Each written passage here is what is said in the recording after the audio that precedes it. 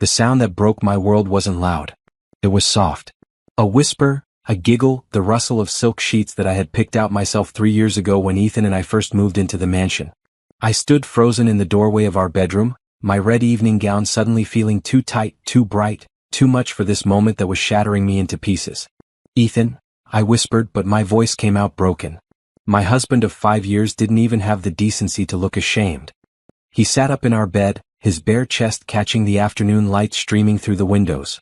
Next to him, tangled in those silk sheets, was Sienna, his assistant. The woman who had been in our home countless times, who I had served coffee to, who had smiled at me with those perfect white teeth while planning this betrayal. "Naomi." Ethan said my name like it was an inconvenience. "You're home early." That was it. No apology. No explanation. Just annoyance that I had interrupted. The charity luncheon ended early, I heard myself say, as if that mattered now. As if anything mattered now. "I thought I'd surprise you." Sienna had the nerve to smirk. Actually smirk. She pulled the sheet up over her chest, her blonde hair cascading over her shoulders like she was posing for a magazine. Everything about her was calculated, perfect, predatory. "Well, surprise," Ethan said, swinging his legs out of bed and reaching for his pants. He didn't rush. Didn't apologize. Didn't even try to explain. "Since you're here, we might as well have the conversation I've been putting off." My heart hammered in my chest. What conversation? "I want a divorce." He said it so casually like he was ordering lunch. "This marriage has run its course. You've served your purpose." Served my purpose. The words hit me like a physical blow. I grabbed the doorframe to steady myself. 5 years, I said, my voice shaking. 5 years of marriage, and this is how you tell me? "Oh, please," Sienna spoke up, her voice dripping with false sympathy. "Don't act so shocked, Naomi. You had to know this wasn't going to last forever. You were just a stepping stone for him." I looked at Ethan, waiting for him to defend me, to tell her to shut up, to show some shred of the man I thought I had married. Instead, he buttoned his shirt and shrugged. "She's not wrong. When we got married, I needed the social connections your family name provided. The charity circuits, the old money networks, the respectability. You gave me all of that. But now I have my own standing. I don't need you anymore." The room spun. I gripped the doorframe harder. "You used me." "I married you," he corrected. "And now I'm unmarrying you. Pack your things. I want you out by tonight." "This is my house too," I said, but even as the words left my mouth, I knew they were meaningless. Everything was in his name. The prenup I had signed in a haze of love and trust made sure of that. I had been so naive, so blindly in love, that I hadn't even read it properly. "Actually, it's not," Ethan said, confirming my fears. "According to our prenup, which you signed, you get nothing in the divorce. No house, no money, no alimony. You leave with what you came with." "That's not legal," I protested weakly. "It absolutely is," Sienna chimed in, getting out of bed and wrapping herself in a robe that I recognized as mine. She was wearing my robe. "I made sure of it. I'm actually a lawyer, not just his assistant." Surprise. The betrayal went deeper than I thought possible. How long had they been planning this? How long had I been living in a fantasy while they plotted behind my back? "You have 2 hours," Ethan said, checking his watch. "Pack a bag. Take your personal items. Everything else stays." 2 hours? My voice cracked. "Ethan, please. We can talk about this. We can go to counseling. We can." "I don't want to fix this," he interrupted. "I want you gone. If you're not out in 2 hours, I'll have security remove you." I looked at Sienna, who was now sitting at my vanity, using my hairbrush. She caught my eye in the mirror and smiled. "Nothing personal," she said. "Just business." Something inside me broke then. Not my heart. That had already shattered. Something deeper. My sense of self, my trust, my belief that people were fundamentally good. I had spent 5 years being the perfect wife. I had given up my own dreams to support his career. I had smiled through boring business dinners and played hostess to his clients. I had been faithful, loving, devoted. And this was my reward. "Fine," I said, my voice suddenly steady. "I'll go." I turned and walked down the hallway to the guest room where I kept some of my older clothes. My hands shook as I pulled out a small suitcase. I packed mechanically, jeans, shirts, underwear, shoes. Basic toiletries. A few photos of my family. My laptop. My phone charger. In the back of my jewelry box, underneath the expensive pieces Ethan had bought me over the years, I found the small envelope my grandfather had given me before he died. Inside was a bank card, old and worn with a handwritten note. For when you need it most. Love, Grandpa Lawrence. I had never used it. Had never even checked if there was money on it. Grandpa Lawrence had died 10 years ago, and I had kept the card as a memento and nothing more. Now I slipped it into my wallet along with the note. I took one last look around the room. 5 years of my life had been spent in this house, and I was leaving with one small suitcase. I walked down the grand staircase, my footsteps echoing in the marble foyer. Ethan was waiting by the door. Sienna stood beside him, her hand on his arm in a possessive gesture that made my stomach turn. "Your time's up," Ethan said. "Hand over your keys, your credit cards, everything that's connected to my accounts." I dug in my purse and pulled out the keys to the house, the car, the vacation home I had loved. I pulled out the credit cards he had given me, the ones I had barely used because I felt guilty spending his money. I dropped them all on the table by the door. "The ring too," Sienna said, pointing to my wedding band. I looked down at the simple gold band I had worn for 5 years. The one I had put on with such hope and joy. I twisted it off my finger and added it to the pile. "Goodbye, Naomi," Ethan said. "Have a nice life." He opened the door. I walked out into the late afternoon sun, my suitcase in one hand, my purse in the other. Behind me the door closed with a final click. I stood on the doorstep of what had been my home and realized I had nowhere to go. No family in the city. My parents had died years ago. My only real friend was Tasha, but she was traveling for work. I had no money, no credit cards, no car. Just a suitcase and an old bank card from a dead grandfather. I started walking. I didn't know where I was going. I just walked, one foot in front of the other, away from the mansion, away from the life I thought I had, towards something I couldn't yet see. The sun was setting, painting the sky in shades of orange and pink. Beautiful and terrible at the same time. Just like my life had become in the space of 2 hours. I spent that first night in a cheap motel on the outskirts of the city. The sheets were rough, the room smelled like cleaning chemicals and regret, and the neon sign outside flickered through the thin curtains. But it was shelter, and it cost $30, which I paid with the small amount of cash I had in my wallet. I sat on the bed and cried. Not pretty crying. Ugly, gut-wrenching sobs that left me gasping for air. I cried for the marriage I thought I had. For the man I thought Ethan was. For my own stupidity in trusting so completely. When the tears finally stopped, I was empty. Hollow. I looked at my phone and saw 7 missed calls from Tasha. I couldn't call her back yet. Couldn't put into words what had happened. Instead, I opened my wallet and pulled out my grandfather's card. It was old-fashioned, made of heavy plastic that banks didn't use anymore. The name on it said Lawrence Grant, and there was a phone number for a bank I had never heard of, Heritage Trust. I turned the card over in my hands. Grandpa Lawrence had been a quiet man, always kind to me, always present at family gatherings. But we had never been wealthy. My parents had been middle-class teachers. We had lived comfortably but modestly. I couldn't imagine there was much money on this card, if any at all. But it was all I had. The next morning, I used the motel's computer in the lobby to search for Heritage Trust. It was a private bank downtown, the kind with no advertisements and a discreet entrance. I had walked past it 100 times and never noticed it. I put on my cleanest pair of jeans and a green blouse, brushed my hair, and tried to look like someone who hadn't just had her life destroyed. The motel clerk gave me directions to the nearest bus stop. The bus ride took 40 minutes. I watched the city pass by through dirty windows, seeing it differently now. When you have money, the city looks clean and full of possibility. When you have nothing, you see the cracks, the homeless people on corners, the desperation hiding behind storefronts. Heritage Trust was located in an old building with stone columns and brass doors. I almost turned back. This looked too fancy, too exclusive. But I had nowhere else to go. Inside, the lobby was quiet and elegant. A woman at a desk looked up as I entered. "Can I help you?" she asked, her tone polite but cool. "I have a card," I said, pulling it from my wallet. "From my grandfather. I'd like to check if there's anything on it." The woman took the card, her expression neutral. Then her eyes widened slightly as she read the name. "One moment, please," she said quickly. "Please have a seat." She disappeared through a door behind her desk. I sat on one of the leather chairs, my suitcase at my feet, feeling more out of place by the second. 5 minutes passed. Then 10. I was about to leave when the door opened and a man in an expensive suit hurried out. His face was flushed. "Miss Grant?" he asked. "I'm Naomi Bennett," I said. Grant was my maiden name. Lawrence Grant was my grandfather.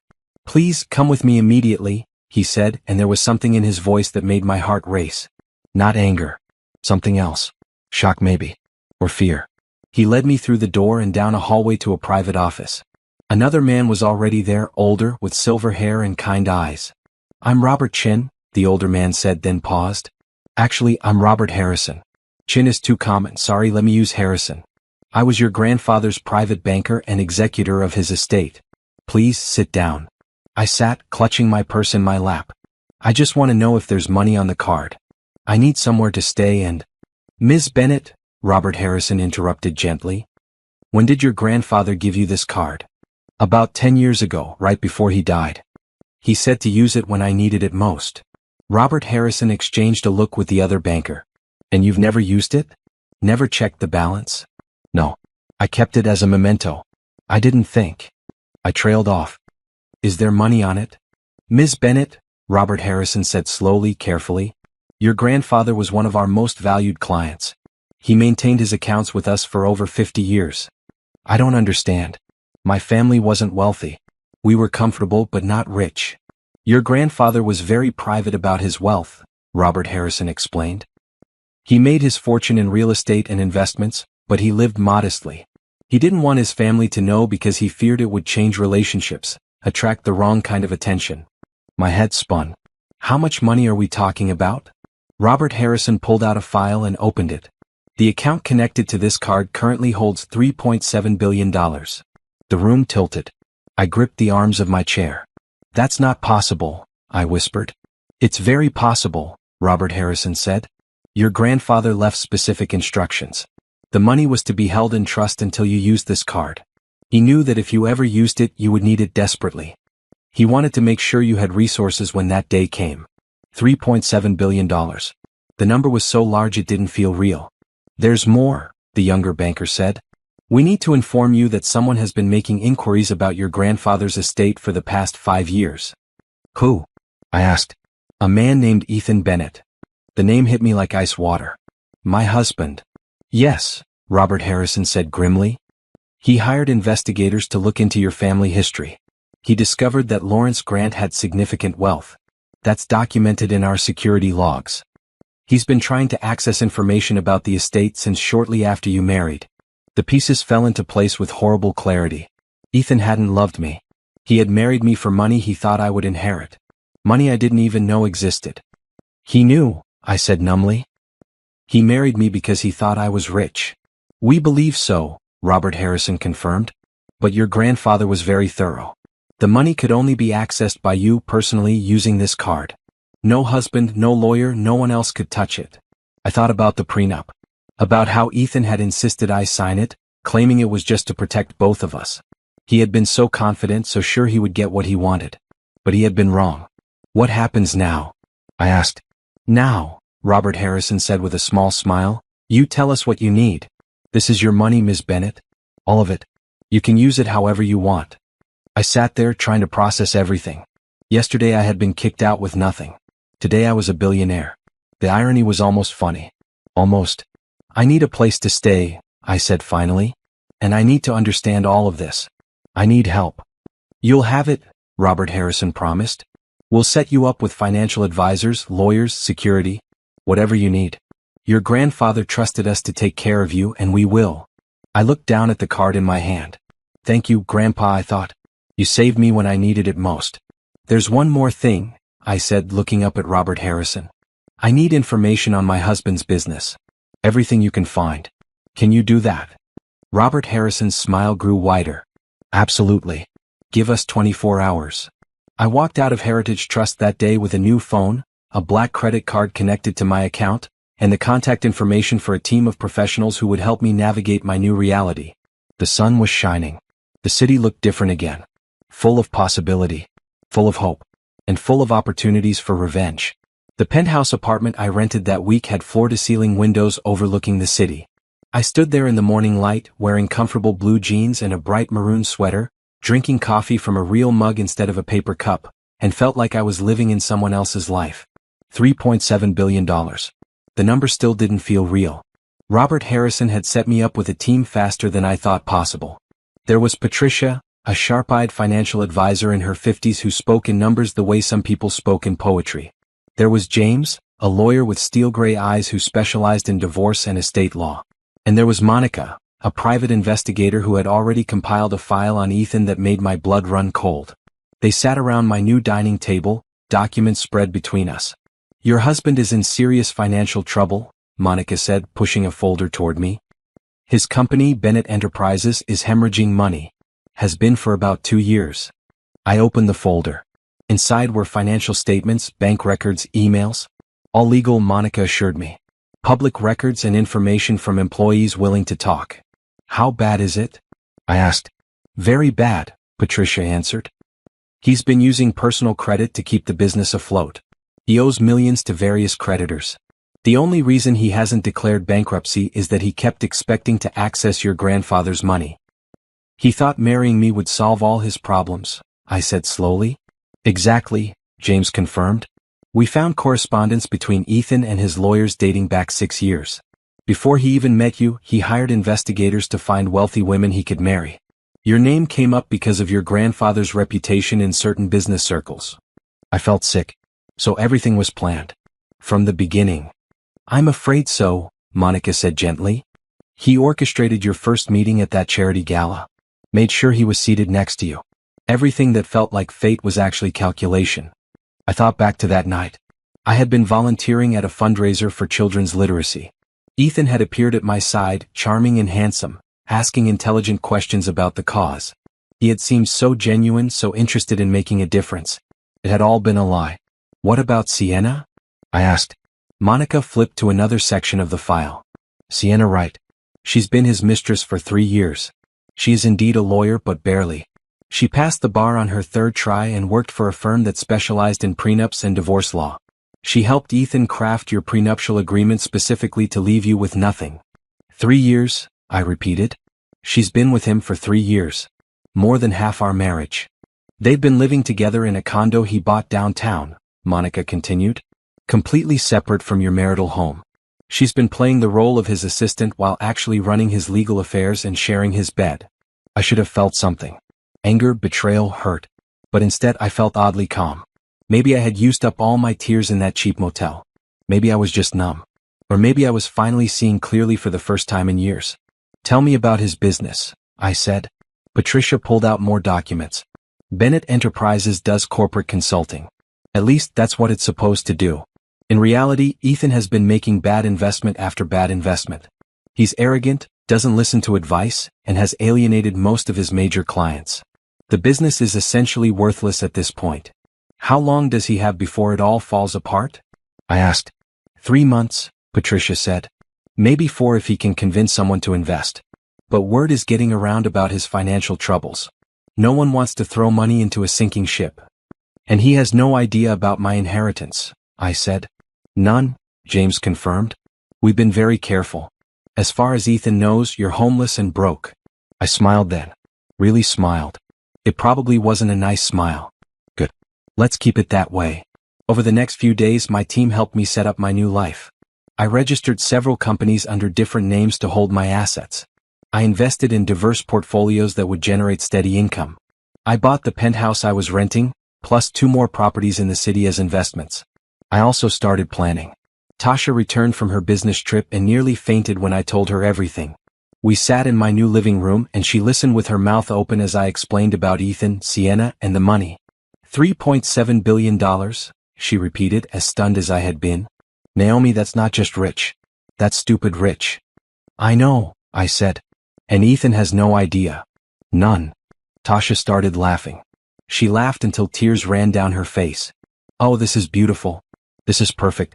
That man kicked you out thinking he was getting rid of a burden, and you're actually a billionaire." "Technically, I'm a multi-billionaire," I corrected. That made her laugh harder. "What are you going to do?" she asked when she finally caught her breath. "I'm going to build something," I said. "Something that's mine. Something that matters. And I'm going to watch Ethan's world crumble around him." "That's my girl," Tasha said, raising her coffee cup in a toast. But revenge, I was learning, wasn't about direct confrontation. It was about strategic moves. It was about patience. James filed my divorce papers that week. In them I asked for nothing. No alimony, no property, no support. Just a clean break. Ethan would get the papers and think he had won. "Are you sure about this?" James asked. "You could make his life difficult in divorce court." "I'm sure," I said. I don't want anything from him. I just want him out of my life legally. He'll have to disclose his finances in the divorce, James warned. Good, I said. I want that on public record. I want everyone to see how badly he's failing. Meanwhile, Monica kept me updated on Ethan and Sienna. They had moved into the mansion together. Sienna was already redecorating, erasing any trace of me from the house. They went to parties and social events, presenting themselves as the perfect couple. But cracks were showing. Ethan's business partners were backing away. Invitations to exclusive events were drying up. Without me and my family connections, Ethan was losing his social standing. He's trying to get meetings with investors, Monica reported. But no one wants to meet with him. His reputation is damaged. What are people saying? I asked. That he's a user. That he married you for connections and then discarded you when he thought he didn't need you anymore. The story of how he kicked you out is spreading through social circles. People don't like it. I hadn't told anyone that story. But apparently I didn't need to. One of the household staff had witnessed the whole thing and had talked. In the world of the wealthy, staff gossip traveled fast. Good, I said. Let him see what it feels like to be cast out. Patricia had another idea. There are several businesses he's trying to buy or merge with to save his company. What if we bought them first? I looked at her. Can we do that? Absolutely. You have more money than he could dream of. We can outbid him on every deal and he'll never know it's you behind it. Do it, I said. Over the next month, every business opportunity Ethan pursued disappeared. Every potential investor turned him down. Every merger fell through at the last minute. He was losing deals to a mysterious buyer that he couldn't identify. That buyer was me. I wasn't being cruel. I was being smart.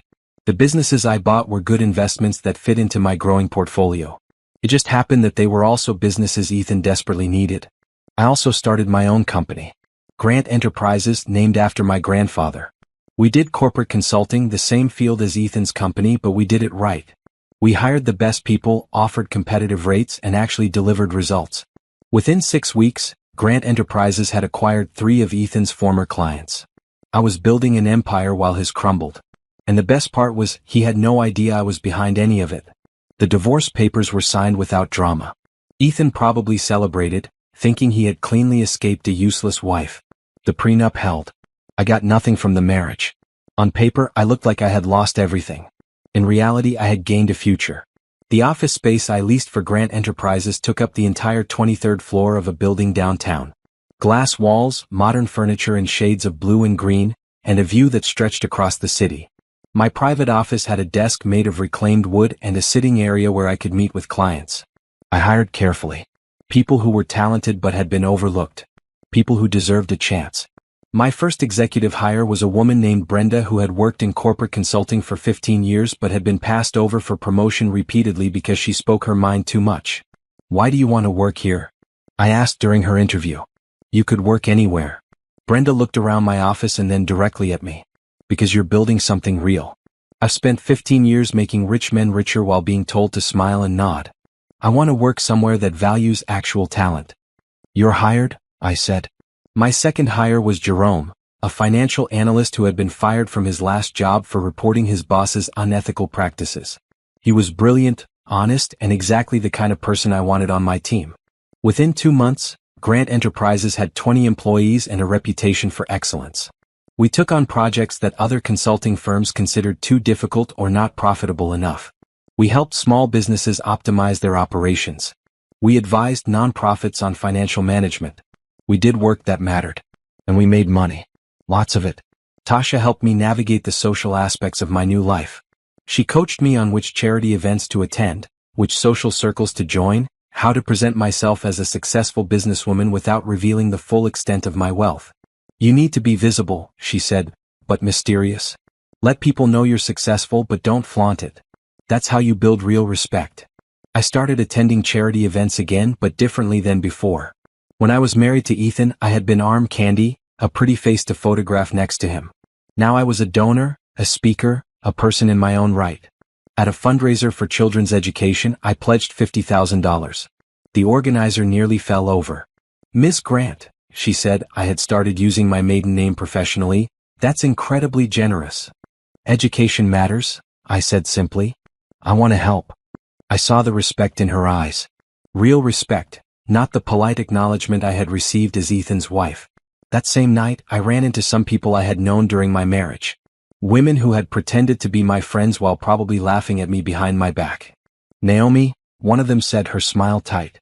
"We heard about your divorce. How are you managing?"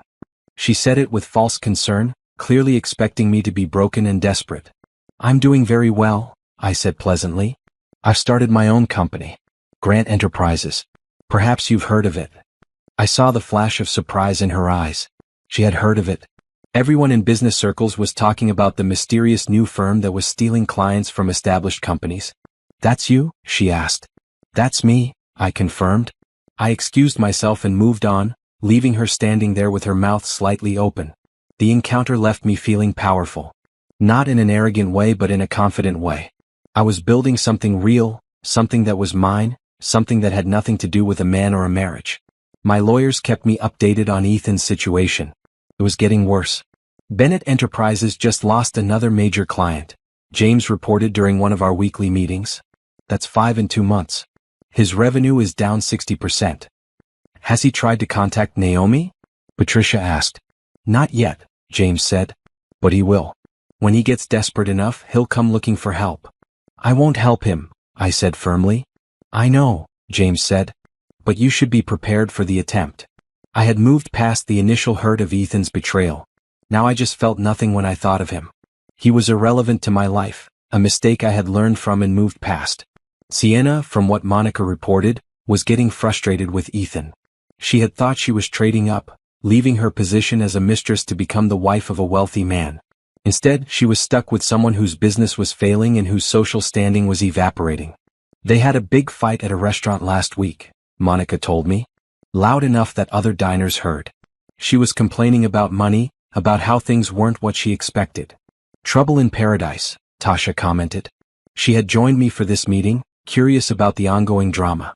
"It gets better," Monica continued. "Sienna has been job hunting. She's trying to find a position at a major law firm, but no one will hire her.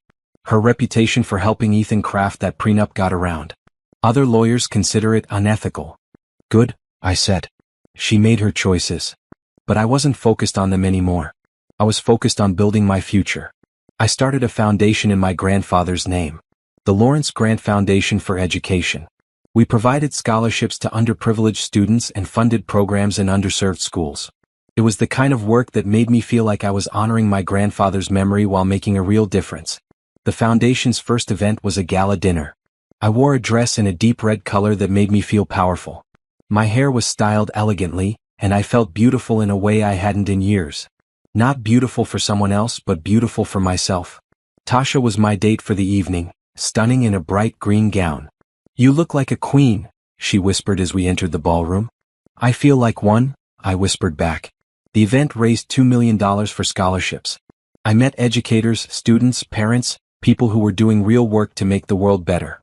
It was so different from the stuffy business dinners I had attended with Ethan, where everyone was trying to impress everyone else. This felt meaningful.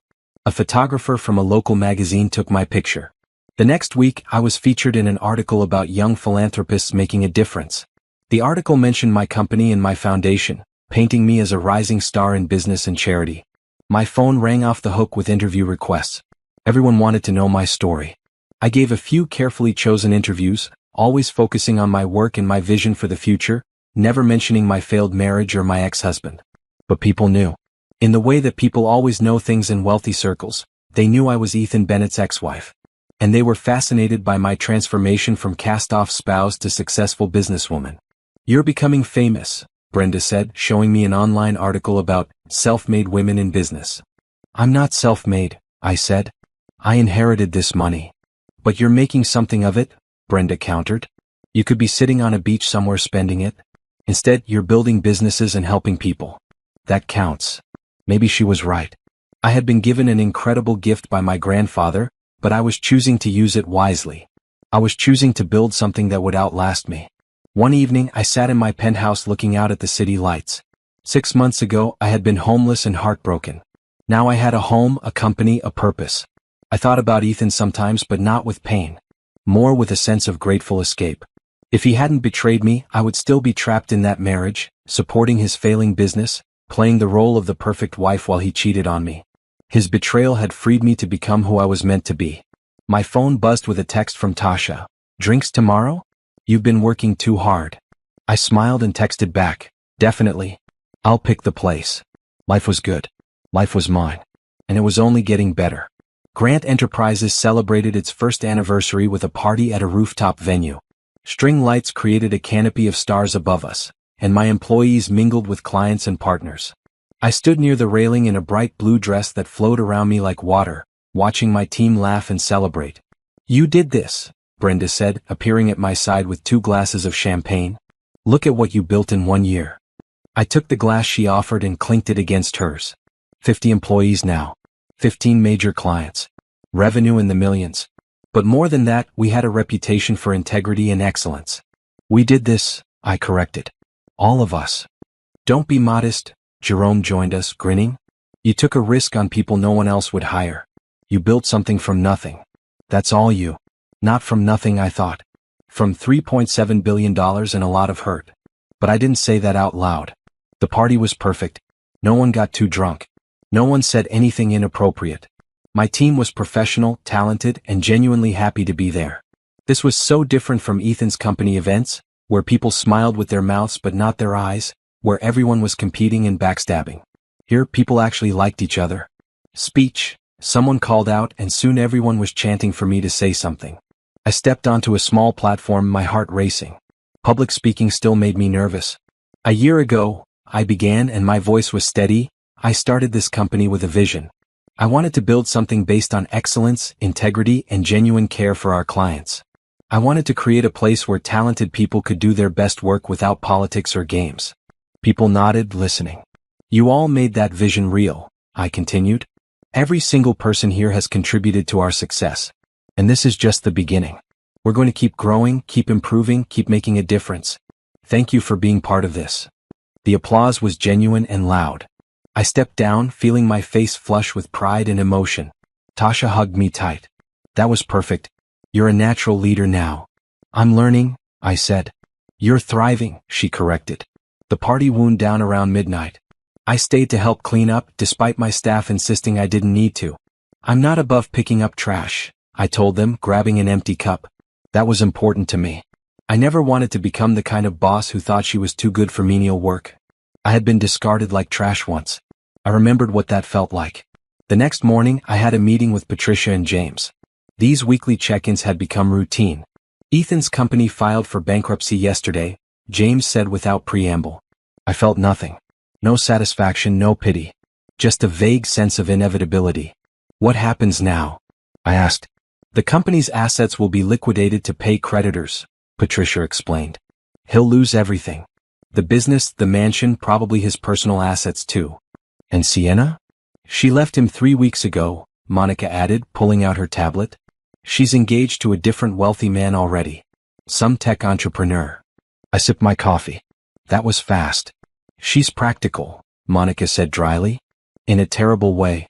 What about Ethan personally? I asked. Broke, James said bluntly. When the bankruptcy finalizes, he'll have nothing. There are also some investigations into his business practices. He may have legal troubles beyond just financial ones. I should have felt vindicated.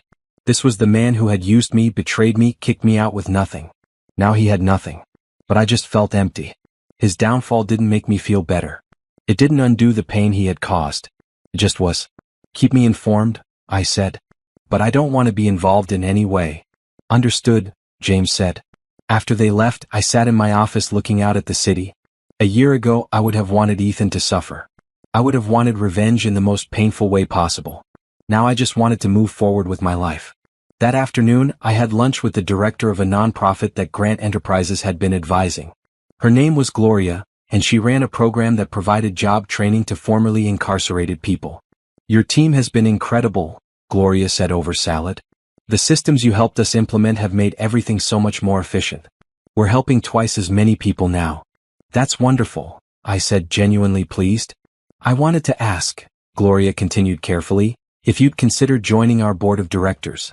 We need people with your business expertise and your heart for the mission. I thought about it. My calendar was full, but this mattered. This was the kind of work that made a real difference. Yes, I said. I'd be honored. Gloria beamed. Thank you. This means so much. As we talked about the nonprofit's future plans, I realized how far I had come. A year ago, I had been sitting in a cheap motel crying. Now I was being asked to serve on boards, to lead, to make decisions that affected people's lives. That evening, Tasha and I went to an art gallery opening. It was a casual event, not a major social occasion, just a local artist showing her work.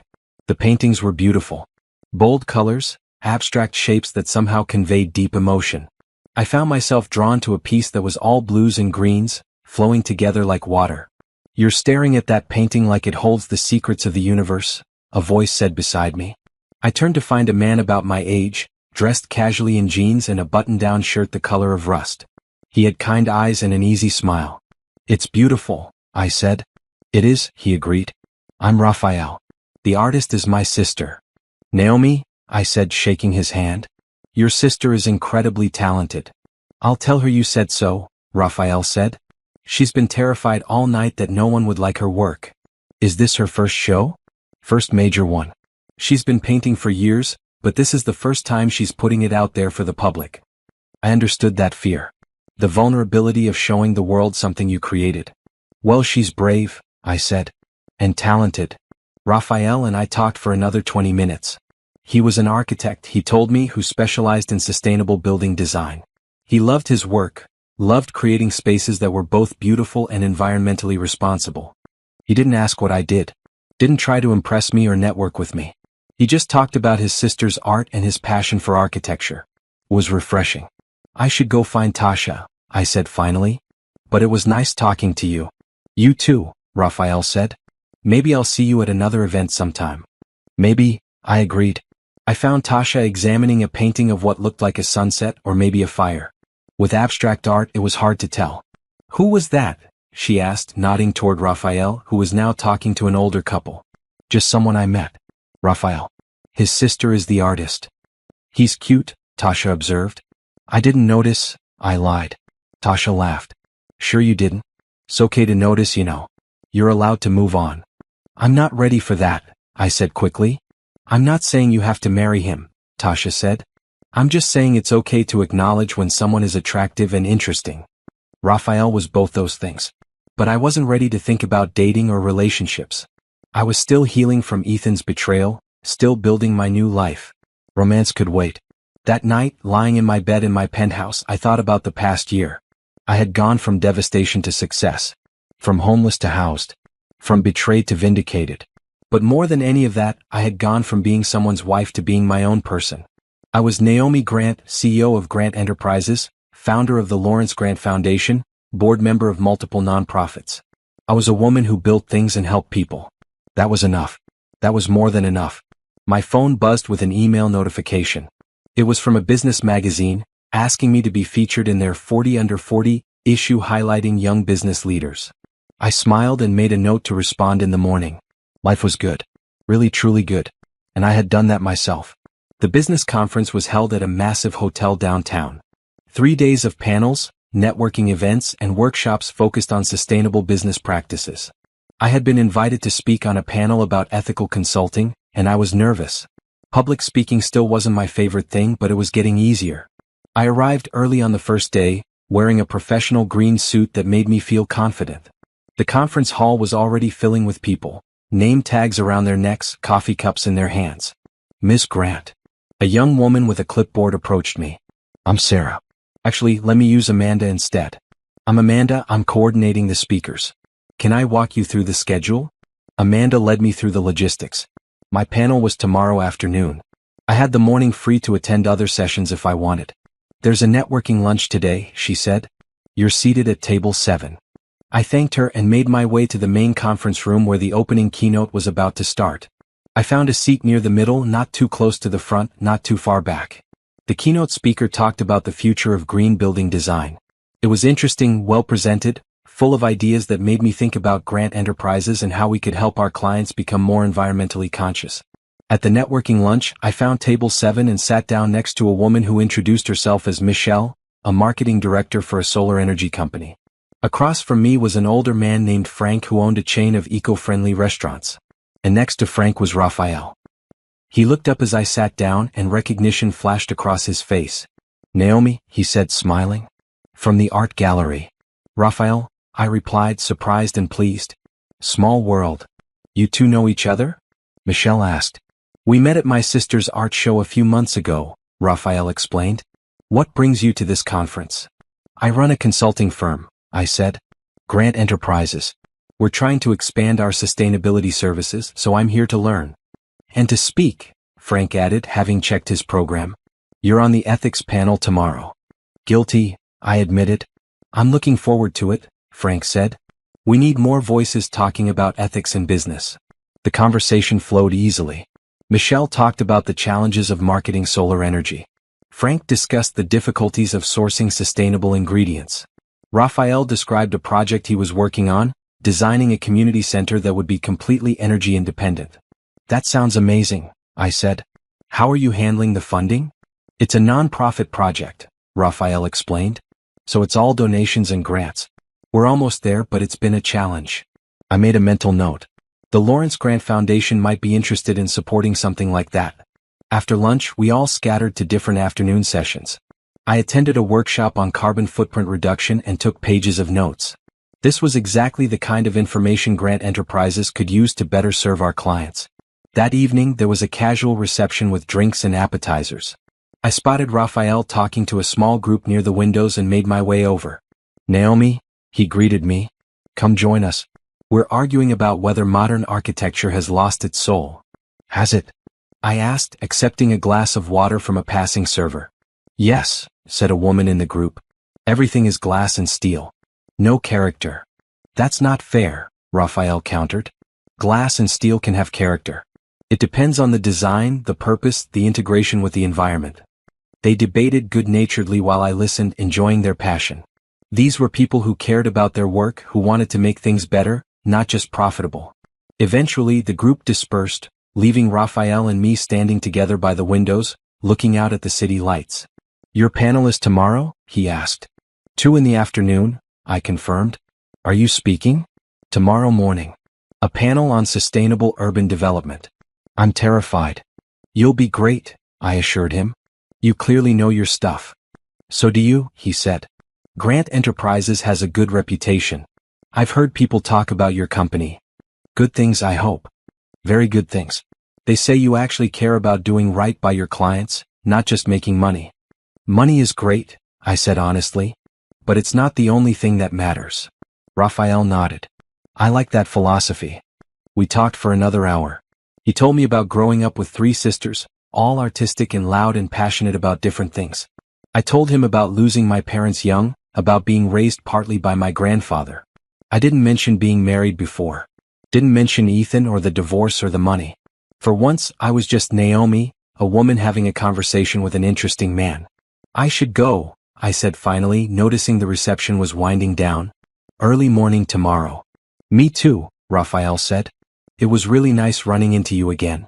Yeah, I agreed. It was. Back in my hotel room, I found myself smiling. Raphael was easy to talk to, genuine, interested in things that mattered. Was nice. Just nice. Nothing more than that. The next morning, I attended Raphael's panel. He was articulate and passionate, talking about designing buildings that worked with nature instead of against it. Watching him present, I saw someone who truly loved what he did. My own panel that afternoon went well. I talked about the importance of transparency in consulting, about building trust with clients, about doing work that had integrity even when no one was watching. The other panelists added their perspectives, and the audience asked thoughtful questions. Afterward, several people approached me with business cards and questions. One woman wanted to know if Grant Enterprises would consider taking on non-profit clients at reduced rates. We already do, I told her. Send me your information and we'll set up a meeting. Raphael found me as I was leaving the conference hall. You were great up there, he said. Thanks. You too this morning.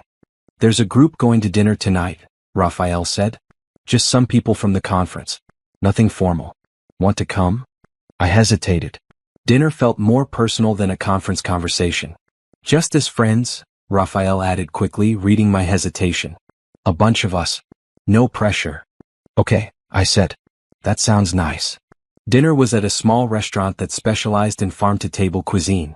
There were 8 of us around a long table, including Michelle from lunch and 2 other people I had met at various sessions. The conversation ranged from business to politics to bad movies we secretly loved. Raphael sat across from me, and we kept catching each other's eyes when someone said something funny. It wasn't romantic. Or if it was so subtle that I could pretend it wasn't. But it was comfortable. Easy. Nice. After dinner, Raphael walked me back to the hotel. The night was cool and the city was alive with lights and sounds. I had a good time tonight, he said as we reached the hotel entrance. Me too, I said. Can I ask you something? Raphael said, then continued without waiting for an answer. Are you single? I don't mean to be forward, I'd like to stay in touch after the conference. As friends or whatever you're comfortable with. I took a breath. I'm divorced. It's been over a year now. And yes, I'm single. Divorced? Raphael repeated. That must have been hard. It was, I said honestly. But I'm doing better now. Well, I'm glad, Raphael said. And I'd really like to stay in touch. Here's my card. He handed me a business card with his architectural firm's logo on it. I'll email you, I said, tucking it into my purse. I hope you do, Raphael said, smiling. Good night, Naomi. Good night. I watched him walk away, then headed to my room. Inside, I pulled out his card and studied it. Raphael Morrison, Senior Architect, Morrison Green Design. I thought about his easy smile, his genuine interest in sustainability, the way he talked about his sisters with such obvious affection. Maybe Tasha was right. Maybe it was okay to notice when someone was interesting. I wasn't ready for a relationship. But maybe I was ready for a friendship. Maybe that was enough for now. I set his card on the nightstand and got ready for bed, feeling lighter than I had in a long time. The email from James came on a Tuesday morning. Subject line, update on Bennett. I almost didn't open it. Ethan was my past and I was focused on my future. But curiosity won. Ethan Bennett's bankruptcy has been finalized.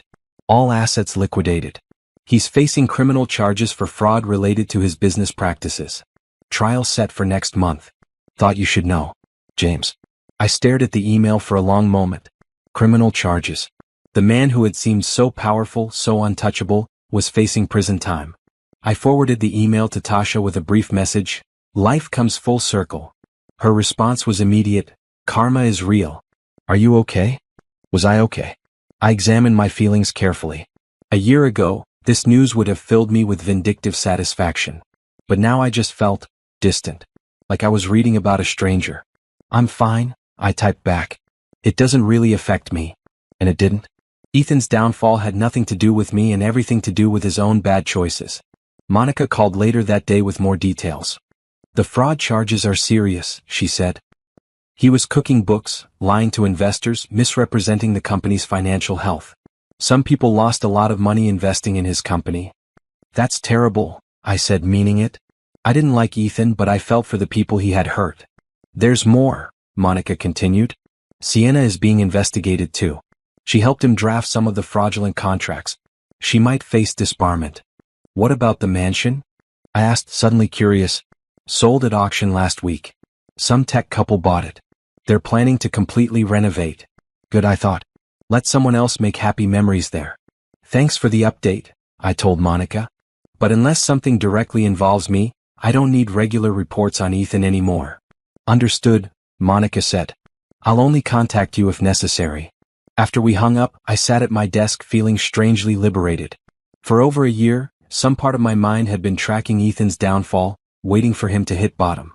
Now he had, and I could finally let go completely. He was no longer my problem. No longer my concern. Just someone I used to know. That afternoon, I had a video call with Raphael. We had been emailing and occasionally talking since the conference 3 months ago. Our conversations were easy, ranging from work projects to random observations about life. You seem happy, Raphael observed during our call. Something good happen? I got closure on something from my past, I said vaguely. It feels good. Closure is important, Raphael agreed. I'm glad. We talked about his community center project. The funding had come through partially thanks to a grant from the Lawrence Grant Foundation, though Raphael didn't know I was behind that donation. We break ground next month, he said, his excitement evident even through the video call. I can't wait to see it come to life. That's wonderful, I said sincerely. You must be proud. I am. And nervous. It's my first project of this scale. You'll do great. After we ended the call, I realized I was smiling. Talking to Raphael always left me feeling lighter, happier. We were friends, nothing more, but it was a good friendship. That evening, Tasha came over for dinner. I had cooked, which was still a novelty. During my marriage, I had rarely cooked because Ethan preferred eating out or having a chef prepare meals. Now I enjoyed it. There was something satisfying about creating a meal with my own hands. This pasta is delicious, Tasha said, twirling noodles around her fork. When did you become a chef? YouTube tutorials, I admitted. I've been teaching myself. Well, you're good at it. We ate in comfortable silence for a while, then Tasha said, So, Raphael. What about him? You talk about him a lot. We're friends? Friends? Tasha repeated skeptically. Friends who video call multiple times a week? Yes, I said firmly. Just friends? I'm not ready for more than that. Okay, Tasha said, backing off.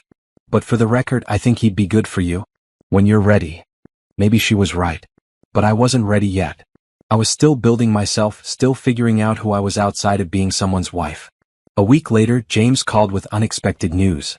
Ethan wants to meet with you. My stomach dropped. Absolutely not. I figured, James said. But I had to ask. He called my office, begging for your contact information. I obviously didn't give it to him. But he's persistent. What does he want? Help, probably. He's desperate. The trial is next week and things aren't looking good for him. That's not my problem, I said coldly. I know. I told him that.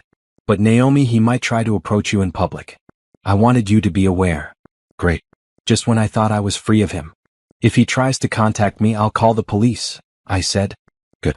You have every right to do that. For the next few days, I was hyper-aware of my surroundings.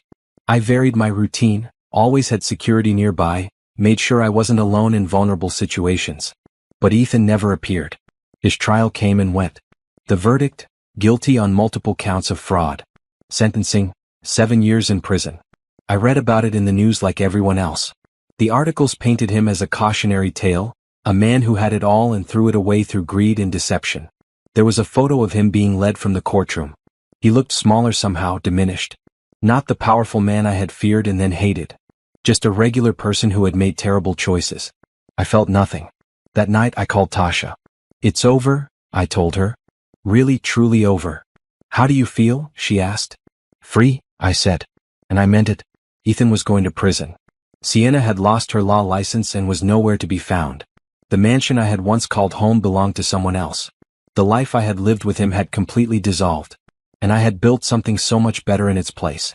I thought about the girl I had been, standing on the doorstep with one suitcase, not knowing where to go or what to do. I wished I could go back and tell her that everything would be okay. Better than okay. That she would rise from this devastation stronger and wiser. But she had to walk through the fire to become who I was now. There were no shortcuts through pain. I'm proud of you, Tasha said softly. You handled all of this with so much grace. I don't know about grace, I said. But I handled it. That's all any of us can do. After we hung up, I stood at my window looking out at the city. Somewhere out there, Ethan was probably in a cell, regretting his choices. Somewhere else, Sienna was trying to rebuild a life she had destroyed. But here I was home. Safe. Successful. Happy. I had won not by destroying them, but by building something they could never take away. That was the best revenge of all. Spring arrived with cherry blossoms and longer days. Grant Enterprises was expanding into a second office location, and the Lawrence Grant Foundation had funded scholarships for 200 students.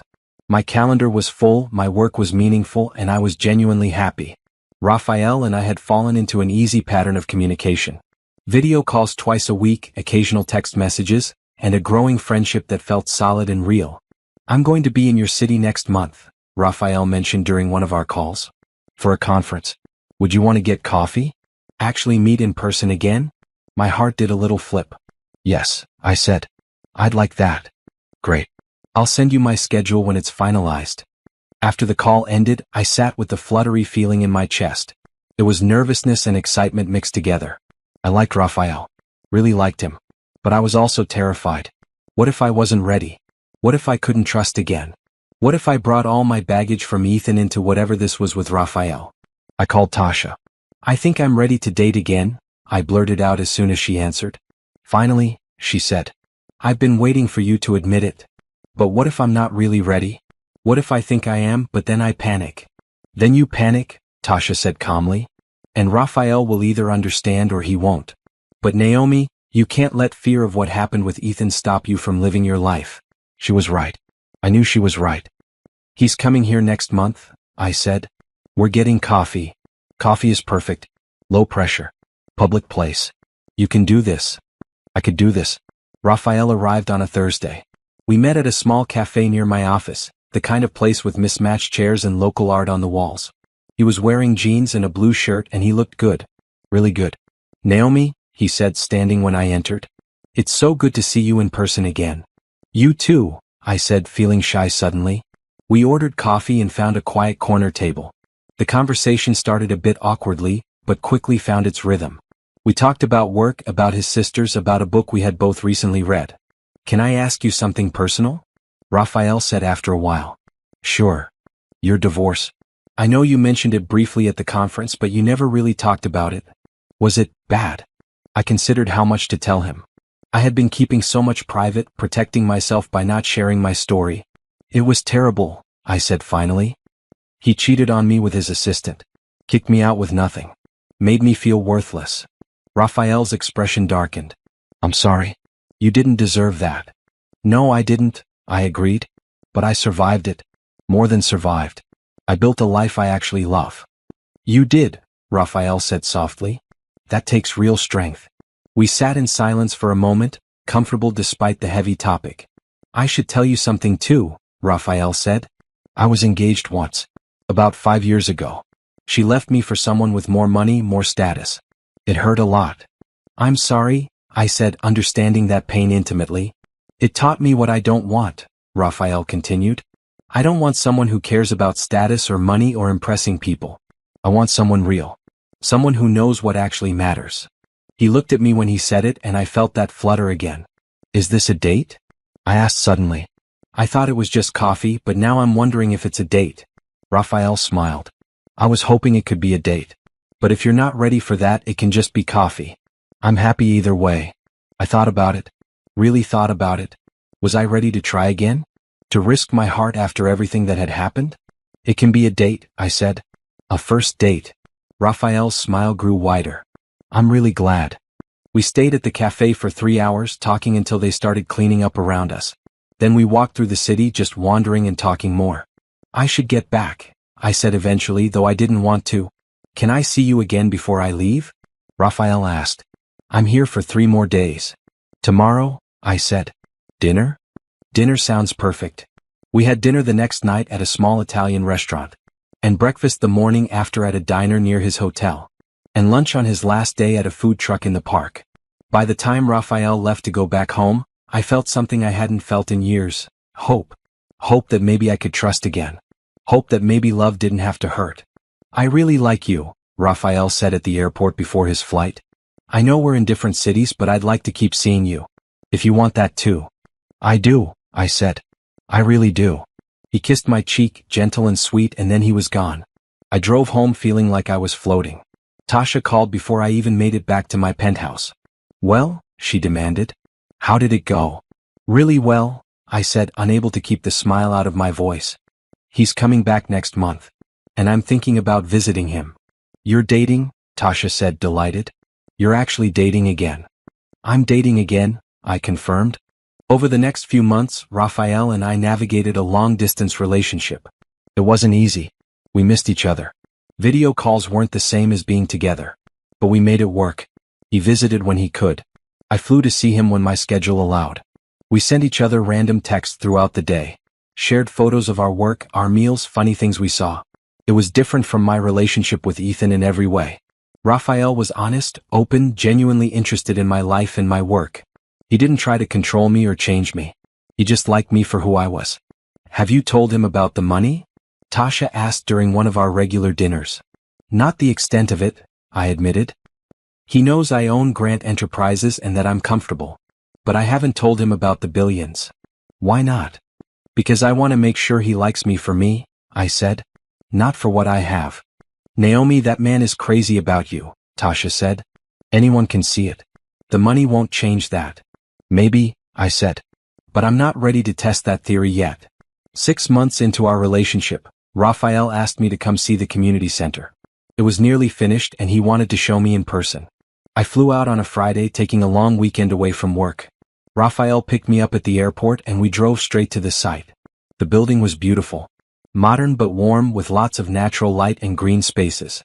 Solar panels on the roof, rainwater collection systems, materials sourced sustainably. Raphael, this is incredible, I said, walking through the space. You did this. We did this, he corrected. The foundation's grant made it possible. I hadn't told him that I controlled the foundation, that the grant had come from me. It's going to help a lot of people, I said. That was always the goal. We spent the weekend together, talking and laughing and just being. On Sunday night, as we sat on his balcony watching the sunset, Raphael said, I love you. My breath caught. What? I love you, he repeated. I know it's only been 6 months and maybe it's too soon to say it, but I do. I love you, Naomi. I looked at this man who had been so patient with me, so kind, so genuine, who had proven himself over and over again. I love you too, I said, and I meant it. He kissed me, then really kissed me, and it felt like coming home. The knock on my office door came on a random Tuesday afternoon. I was deep in financial reports, reviewing quarterly earnings for Grant Enterprises, when Brenda poked her head in. You have a visitor, she said, her expression odd. He says it's urgent. His name is Ethan Bennett. My blood ran cold. What? Should I call security? Brenda asked, her hand already reaching for her phone. No, I said, standing up. Send him in. But stay nearby. Brenda nodded and disappeared. A moment later, Ethan walked through my door. He looked terrible. He had lost weight, his clothes hung on him wrong, and his face was haggard. Prison had not been kind to him. He had been released early for good behavior, serving only 4 years of his 7-year sentence. Naomi, he said, and his voice was hoarse. Thank you for seeing me. I'm seeing you because I want to tell you to your face to leave me alone, I said coldly. You have 5 minutes. I know I don't deserve your time, Ethan said, standing awkwardly in front of my desk. I know what I did was unforgivable. But I need to say something. Then say it and get out. I'm sorry. He looked at me with what might have been genuine regret. I used you. I lied to you. I betrayed you in the worst way possible. And I've had 4 years to think about it, to realize what I lost. You lost nothing, I said. You threw away something you never valued in the first place. I know. You're right. But Naomi, I'm different now. Prison changes a person. I've had time to think, to regret, to wish I could go back and do things differently. You can't go back, I said. What's done is done. I know. But I was hoping, maybe we could start over. I know it's a lot to ask, but... Stop, I interrupted, standing up. You came here to ask me to take you back? I came to ask for a chance, Ethan said desperately. Just a chance to prove I've changed. I laughed. Actually laughed. The audacity of this man was unbelievable. Ethan, do you know what I've built in the 4 years since you kicked me out? I gestured around my office. I have a successful company. I run a foundation that helps thousands of people. I have real friends, meaningful work, and a life I actually love. I know, Ethan said. I've been following your success. You're amazing. You always were. I was just too stupid to see it. You're right. You were stupid. But do you know what the best part of all this is? I walked around my desk to stand in front of him. I don't need you. I don't want you. And I certainly don't owe you anything. I'm broke, Ethan said quietly. I have nothing. No job, no money, nowhere to live. I thought maybe you could help me get back on my feet. Just a loan or maybe a job at your company? No. Naomi, please? No, I repeated firmly. You made your choices, Ethan. You used me, betrayed me, and kicked me out with nothing. Now you're experiencing what that feels like. And I have absolutely no sympathy for you. I made mistakes, Ethan pleaded. But I've paid for them. 4 years in prison. I've lost everything. And whose fault is that? I asked. You committed fraud. You lied to investors. You destroyed people's lives to make money. You went to prison because you're a criminal, not because of bad luck. Please, Ethan said, and to my shock, his eyes filled with tears. I have nowhere else to go. You're my last hope. I'm not your anything, I said. You need to leave now. If you ever loved me at all. I did love you, I interrupted. I loved you completely. I was a good wife to you. And you threw me away like garbage. Now you want me to rescue you? No, absolutely not. What am I supposed to do? Ethan asked, his voice breaking. Figure it out, I said without sympathy. Get a job. Any job. Work your way back up. Do what everyone else does when they hit rock bottom. But don't come here expecting me to save you. I'm sorry, Ethan said again. I'm so sorry for everything. I'm sure you are, I said. Sorry you got caught. Sorry you went to prison. Sorry you lost everything. But are you actually sorry for what you did to me? Or are you just sorry you're facing consequences? Ethan didn't answer. That's what I thought, I said. Now get out of my office. And Ethan? Don't ever contact me again. If you do, I'll file a restraining order. Naomi. Get out. He left, shoulders slumped, looking defeated. I watched him go and felt absolutely nothing. Brenda appeared in the doorway. Are you okay? I'm fine, I said, and I was. Actually, I'm better than fine. That was closure. He looked terrible, Brenda observed. He made his choices. Now he gets to live with them. That evening I called Raphael and told him what happened. He asked you to take him back? Raphael said, incredulous. And to give him money. The nerve of that man. Are you okay? I'm great, I said honestly. I finally got to say everything I needed to say to him. I told him exactly what he was and what he'd done. And then I sent him away. Good, Raphael said. He doesn't deserve a second of your time. No, he doesn't. We talked for a while longer, then Raphael said, I've been thinking about something. What? My firm has been talking about opening an office in your city. And I've been thinking about volunteering to head it up. My heart skipped a beat. Really? Really? I miss you. Video calls are great, but I want to actually be with you. If that's something you'd want. I'd want that, I said, unable to keep the joy out of my voice. I'd want that very much. Then I'll talk to my partners. Maybe we can make this happen. After we hung up, I sat in my living room feeling peaceful. Ethan was gone. Really, truly gone. I had faced him, told him off, and sent him away. And Raphael might be moving here. My life was coming together in ways I never could have imagined 4 years ago. A week later, I got a call from Monica. Sienna tried to contact you, she reported. She called Grant Enterprises asking for you. What did she want? She didn't say. But I thought you should know. Block her number, I said. I don't want to hear from her any more than I want to hear from Ethan. Will do. I thought about Sienna. The woman who had helped destroy my marriage, who had smiled at me while sleeping with my husband. She had lost her law license, her reputation, everything she had schemed to get. I didn't care what she wanted. She was as irrelevant to my life as Ethan was. That chapter was closed. The book was finished. I was moving on to a new story entirely. And in this story, I was the hero, not the victim. 18 months later, I stood in my grandfather's favorite park, wearing a dress the color of deep maroon that flowed around me like water. Tasha stood beside me in a bright green dress, holding a small bouquet. Ready? She asked. Ready, I confirmed. Raphael waited for me under an arch decorated with flowers. He wore a gray suit with a blue tie, and his smile when he saw me was everything. We had decided to keep the wedding small. Just close friends and family. No big society event, no cameras, no pretense. Just the people who mattered celebrating two people who loved each other. I walked to Raphael without anyone giving me away. I was giving myself to this marriage freely and fully. You look beautiful, Raphael whispered as I reached him. You look pretty good yourself, I whispered back. The ceremony was simple and heartfelt. We wrote our own vows.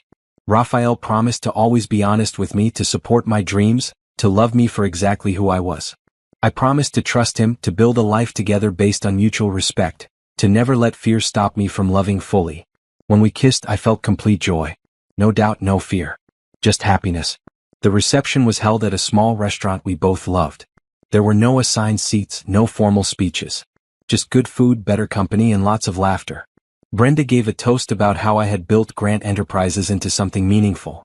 Jerome talked about how I had given him a chance when no one else would. Tasha made everyone cry with stories about our friendship and how proud she was of who I had become. Raphael's sisters performed a song they had written for us. It was beautiful and silly and perfect. As the evening wound down, Raphael and I stood on the restaurant's patio, looking out at the city lights. Mrs. Morrison, Raphael said, testing out my new name. Ms. Grant Morrison, I corrected with a smile. I had kept my grandfather's name professionally but added Raphael's to honor our marriage. My wife, Raphael said, pulling me close. That sounds good. It does, I agreed. I thought about the journey that had brought me here. The betrayal, the devastation, the discovery of my grandfather's gift. The slow rebuilding of my life and my self-worth. The friendships that had sustained me. The business I had built. The love I had found. What are you thinking about? Raphael asked. About how 4 years ago I thought my life was over, I said. And how wrong I was. It was just beginning. I'm glad it was beginning, Raphael said. Because it led you to me. It led me to myself first, I corrected gently. And then to you. Even better, Raphael agreed. We had bought a house together, a beautiful place with big windows and a garden. Raphael had designed an addition to give me an office where I could work from home. We were planning to start a family in a few years, but for now we were just enjoying being together. Grant Enterprises continued to grow. We had 3 offices now and over 200 employees. The Lawrence Grant Foundation had funded scholarships for over 1,000 students. I sat on boards of multiple nonprofits. I mentored young women starting their own businesses. I gave talks about resilience and rebuilding. And I was happy. Really genuinely happy. Not because of money, though the financial security was nice. Not because of success, though I was proud of what I had built. But because I had found myself. I had discovered my own strength, my own worth, my own voice. Ethan had tried to break me, but he had actually freed me. A few months after the wedding, I received a letter. It was from a women's shelter, thanking the Lawrence Grant Foundation for a recent grant that would help them expand their services. Attached was a note from one of the residents. She wrote about how her husband had kicked her out with nothing, how she had felt worthless and alone. But the shelter had helped her, and now she was taking business classes and planning to start her own company. I want to be like Naomi Grant, she wrote. I want to turn my pain into purpose. I cried reading that letter. Because I remembered being that woman. I remembered feeling worthless and alone. And I was so grateful that I could help others avoid that same pain. I showed the letter to Raphael that evening. You're making a real difference, he said softly. Your grandfather would be so proud. I hope so, I said. I like to think I'm honoring his memory by using his gift wisely. You are, Raphael assured me. You absolutely are. That night, lying in bed next to my husband, I thought about the old bank card that had changed my life. It sat in a frame now in my office, next to my grandfather's photo. For when you need it most, his note had said. He had known somehow that I would need it.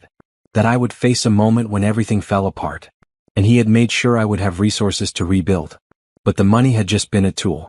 The real gift had been the opportunity to discover who I was when everything else was stripped away. I was strong. I was capable. I was worthy of love and respect. And I had built a life that proved it. I love you, I whispered to Raphael. I love you too, he murmured sleepily. I closed my eyes, content and at peace. The girl who had stood on a doorstep with one suitcase would be proud of the woman I had become. I had survived. I had thrived. I had won. Not by destroying my ex-husband, though he had destroyed himself just fine, but by building something beautiful out of the ashes of my old life. That was my revenge.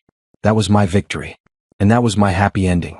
5 years later, Grant Enterprises was valued at over $1 billion. The Lawrence Grant Foundation had helped 10,000 students attend college. Raphael and I had 2 children, a girl and a boy, who grew up knowing they were loved unconditionally.